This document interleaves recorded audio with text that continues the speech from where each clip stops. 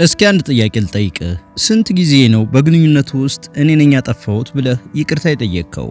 ስንት ጊዜስ ነው እውነቱ ፍጥጥ ብሎ እየታየህ ልክ እንደ እብድ ወይም ደግሞ እንደ ተጠራጣሪ ተቆጥረህ ይቅርታ ጠይቀህ የምታውቀው? ወንድሜ አንተ ምንም አልሆንክም። ምናልባት ሳታውቀው በአንድ በጣም ስውርና ጥልቅ በሆነ የስነልቦና ጨዋታ ውስጥ እየተዘወርክ ሊሆን ይችላል። ብዙዎቻችን ወንዶች ሴቶችን እንደ የዋህና እንክብካቤ ፈላጊ አድርገን ነው የምናስበው። እናም ትክክል ነው። ነገር ግን ፍቅርና ትኩረት ለማግኘት ወይም ደግሞ ሁኔታዎችን ለመቆጣጠር ሲሉ የሚጠቀሙባቸው አንዳንድ ስልቶች አደገኛ የስለላ ምርመራ ስልቶችን የሚያስንቁ ናቸው። ዛሬ የምነግርህ ስለ ተራ ሴት ልጅ አኮረፈች ወሬ አይደለም። ዛሬ የምናወራው ስለ ስውር ሳይኮሎጂ ነው። ሳይንሳዊ መሰረት ያላቸው ነገር ግን በዕለት ተዕለት ህይወታችን የምናያቸው አንተን ከአንበሳነትህ አውርደው እንደ ህፃን ልጅ የሚዘውሩህን 5 አስከፊ ስልቶችን ነው። ይህንን ቪዲዮ እስከ መጨረሻው ካየህ እነሱ የሚጠቀሙበትን ሚስጥራዊ መመሪያ ታውቃለህ። ካላየህ ግን ምናልባት ነገም ሌላ ይቅርታ ለመጠየቅ አበባ ይዘህ ትቆማለህ። የመጀመሪያውና ቀላሉ ነገር ግን አደገኛው መሳሪያ መራቅ ነው። እስኪ ያስበው፣ ትናንትና ማታ አብራችሁ በጣም ደስ የሚል ጊዜ አሳልፋችኋል። ሳቁ፣ ጨዋታው፣ ሁሉም ነገር ሰላም ነበር። ዛሬ ጠዋት ትነሳለህ፣ መልካም ቀን ትመኛለህ፣ ግን መልስ የለም። ቀኑን ሙሉ ዝምታ። በቴሌግራም ኦንላይን ነች፣ ፖስት ታደርጋለች፣ ለሌሎች ኮሜንት ትሰጣለች ወይም ትመልሳለች። ላንተ ግን ምንም አይነት መልስ የለም። እዚህ ጋር ነው ጨዋታው የሚጀምረው። ያንተ የወንድነት አእምሮ ችግር ፈቺ ሆኖ ነው የተቀረጸው። የሆነ ነገር ከተበላሸ ማስተካከል አለብህ። ስለዚህ አእምሮህ ወደ ድንጋጤ ይገባል። ምን አጠፋው? ትናንት የተናገርኩት ነገር አስቀይሟት ይሆን ወይስ ሌላው እንዳገኘች ብለህ ማሰብ ትጀምራለህ። ይህ በሳይንስ ኢንተርሚተንት ሬንፎርስመንት ወይም የሚቆራረጥ ማበረታቻ ይባላል። ታዋቂው የስነ ልቦና ባለሙያ ቢኤፍ ስኪነር ባደረገው ጥናት አንድ ፍጡር ሽልማት እንደሚያገኝ እርግጠኛ ካልሆነ ያንን ሽልማት ለማግኘት የሚያደርገው ጥረት እጥፍ ይሆናል። እሷ ዝም ስትል አንተ ትኩረቷን ወይም ደግሞ ሽልማቱን ለማግኘት ደጋግመህ ትደውላለህ። ረጅም የይቅርታ ቴክስት ትጽፋለህ። በኢትዮጵያ ውስጥ በባህላችን ደግሞ ወንድ ልጅ የቤቱ ምሰሶ ነው ስለሚባል ሰላም ሲጠፋ መረበሽ ተፈጥሯዊ ነው። እሷ ይህንን ታውቃለች። ዝምታዋ ቅጣት ነው። አንተ ሳታጠፋ እንድትጨነቅ በራስ መተማመንህ እንዲወርድና ቀጣይ እሷ ስትመለስ ይቅርታ በቃ ተውኩት ስትልህ እንደ ትልቅ ውለታ እንድትቆጥረው የሚያደርግ ስልት ነው። ዓላማው ደግሞ ሁሌም እንድትሰጋ ማድረግና እሷን እንደ ትልቅ ሽልማት እንድትመለከታት ማድረግ ነው። ሁለተኛው ነጥብ በጣም አታላይ ነው። ብዙዎቻችን ወንዶች ይህንን ፍቅር ወይም ደግሞ የነፍስ አጋር ማግኘት ይመስለናል። ግን ተጠንቀቅ። ይህ ሚረሪንግ ወይም ደግሞ ማንጸባረቅ ሊሆን ይችላል። በግንኙነቱ መጀመሪያ ላይ አንዲት ሴት ያንተን ፍላጎት፣ ያንተን ባህሪ፣ ያንተን ያለባበስ ስታይልና የምትወዳቸውን ምግቦች ሳይቀር ኮፒ ስታደርግ ገጥሞ ያውቃል? ለምሳሌ አንተ እግር ኳስ በጣም የምትወድ ከሆነ ድንገት እሷም የዛ ክለብ ደጋፊ ትሆናለች።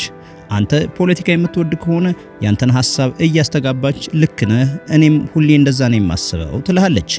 ይህ የካሚሊዮን ተጽዕኖ ይባላል። እስስት አካባቢዋን ለመምሰል ቀለሟን እንደምትቀያይረው ሁሉ እሷም ያንተን ፐርፌክት ማች ለመምሰል ቀለሟን ትቀያይራለች። ለምን ካልክ፣ ምክንያቱ ደግሞ ሰዎች ከራሳቸው ጋር የሚመሳሰለውን ሰው ቶሎ ያምናሉ፣ ቶሎም ይወዳሉ። ነገር ግን ጥናቶች እንደሚያሳዩት ከፍተኛ የማኒፑሌሽን ወይም ደግሞ የማታለል ብቃት ያላቸው ሰዎች ወይም ናርሲሲስት የምንላቸው ይህንን ስልት የሚጠቀሙት መረጃ ለመሰብሰብ ነው። ያንተን ድክመት፣ ያንተን ፍላጎትና ያንተን ህልም ካወቁ በኋላ አንዴ መረባቸው ውስጥ ካስገቡ በኋላ እውነተኛ ፊታቸውን ያወጡታል። ያኔ ድሮኮ እንዲህ አልነበርሽም ትላለህ። መልሱ ቀላል ነው። ድሮም እንደዛ አልነበረችም። ያኔ አንተን ለመያዝ የምትተውንበት ካራክተር ነበር። በተለይ በሀገራችን እከሊት እኮ ለሱ ብላ ተለወጠች ተብሎ ሲወራ እንሰማለን። እውነት ተለወጠች ወይስ አንተን እስክትቆጣጠር ድረስ የመስሎ መኖር ስራ ሰራች? ይህንን ማስተዋል የብልህነት መለኪያ ነው። ሶስተኛው ነጥብ ለብዙ ኢትዮጵያውያን ወንዶች ራስ ምታት ነው። የጥፋተኝነት ስሜት ወይም ጸጸት። ሴቶች በተፈጥሮ ወንዶች ለሴቶቻቸው የመኖር የመንከባከብና የማስደሰት ኃላፊነት እንደሚሰማቸው ያውቃሉ። ይህንን ስሜት እንደ መሳሪያ ይጠቀሙበታል። እስኪ ይህንን ሁኔታ ተመልከት። ስልኳ ላይ የሆነ ያልሆነ ነገር ታያለህ፣ ወይም ደግሞ አንድ ወንድ በሌሊት እየደወለላት እንደሆነ ትደርስበታለህ። በምክንያትና በመረጃ ጠይቀሃታል። የሷ ሪአክሽን ምን ይመስላል? ስለ ስህተቷ ታወራለች? በጭራሽ። ወዲያውኑ ታለቅሳለች። ወዲያውኑ አንተ አታምነኝም፣ እኔን እንዴት እንደዚህ ታስበኛለህ? እኔ ላንተ ስል ይህንን ሁሉ እያደረግኩ ብላ ርዕሱን ከሷ ስህተት ወደ አንተ ጭካኔ ታዞረዋለች። ይህ በስነ ልቦና መካድ፣ ማጥቃት ከዚያም ተበዳዩንና በደለኛውን ማቀያየር ስልት ነው። ትክክለኛ ጥያቄ የጠየቅከው አንተ፣ መጨረሻ ላይ ግን ይቅርታ የምትጠይቀው አንተ ትሆናለህ። ሁሉን ነገር ስትጠየቅ በእንባ ማወራረድ ትፈልጋለች። ይህ የእንባ ዘመቻ ዓላማው አንድ ነው፣ ያንተን ሎጂክ ሰብሮ በስሜት እንድትገዛ ማድረግ። አንድ ወንድ ሴት ስታለቅስ ደግሞ ማየት አይችልም። በተፈጥሮ እንባን ለማስቆም ማንኛውንም ነገር ያደርጋል። እሷ ይህንን ቁልፍ ስለምታውቀው ልክ እንደ አደጋ ጊዜ ቁልፍ ትጫነዋለች። እናም ውጤቱ ትክክል ብትሆንም አትናገርም፣ ምክንያቱም ድራማውን ትፈራለህ። እናም በግንኙነት ውስጥ ዝም ብለህ ይቅርታ የምትጠይቅ ከሆነ ወዳጄ በቁጥጥር ስር ሆነሃል። አራተኛው ስልት ደግሞ አንተን እንደ ሱሰኛ የሚያደርግህ ነው። መጀመሪያ ላይ በምድር ላይ እንዳንተ አይነት ወንድ እንደሌለ ትነግርሃለች። ፍቅሯ፣ እንክብካቤዋ፣ ቴክስቱ፣ ስጦታው በሁሉ ነገር ሰማይ ላይ ትሰቅልሃለች። ልክ መመቻቸትና አገኘኋት ብለህ ማሰብ ስትጀምር ድንገት ምንጣፉን ከእግር ስር ትስበዋለች። ቴክስት ይቀንሳል፣ አነጋገሯ ይቀዘቅዛል፣ ቢዚ ነኝ ማለት ይበዛል። አንተ ግራ ትጋባለህ። ድሮኮ እንዲህ ታደርግ ነበር ብለህ ያንን የቀድሞ ስሜት ለመመለስ ትሯሯጣለህ።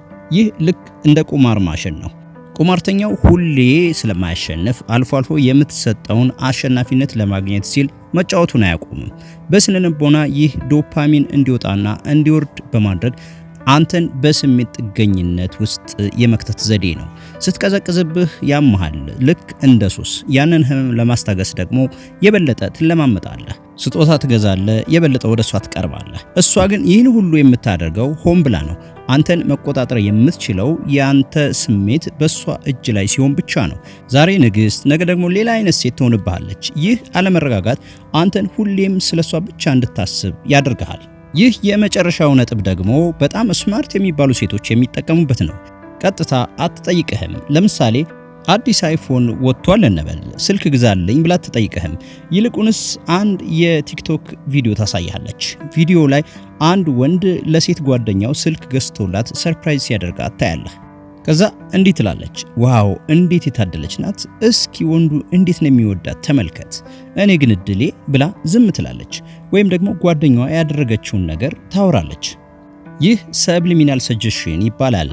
ዓላማው ሐሳቡን ያንተ ማስመሰል ነው። አንተ ለክብርህና ለወንድነትህ ስለምትጨነቅ ከዛ የቲክቶክ ወንድ መብለጥ ትፈልጋለህ። ሳታውቀው እኔ እገዛላታለሁ ወደሚል ውሳኔ ትመጣለህ። እሷ አልጠየቀችም፣ አንተ ነህ የገዛኸው። ግን በእውነት አንተ ነህ የወሰንከው ወይስ አእምሮህ ፕሮግራም ተደረገ?